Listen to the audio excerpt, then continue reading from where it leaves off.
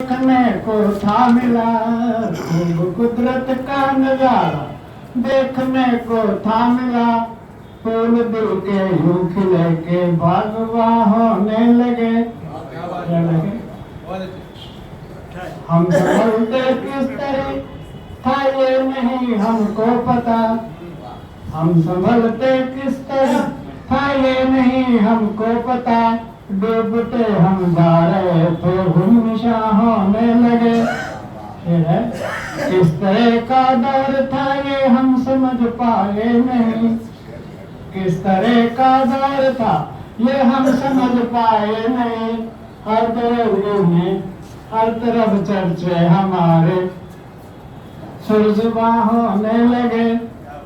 थम गए थे धड़कने जब हाथ था, थम गए थे धड़कने जब हाथ था यार का, थम गए थे धड़कने जब यार हाथ था यार का।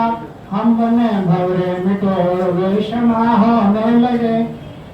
किस तरह से लिख गया ये, किस तरह से लिख गया मैं ये गजल नहीं जानता, किस तरह से लिख गया मैं ये गजल नहीं जानता।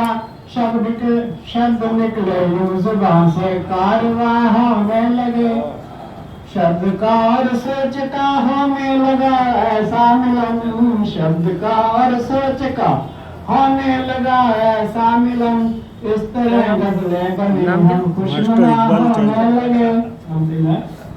जब गजल हमने सुनाई बजे थे तब तालियां बजाया, जब गजल हमने सुनाई बजे थे तब तालियां। इस तरह हम महफिलों के शहंशाह होने लगे।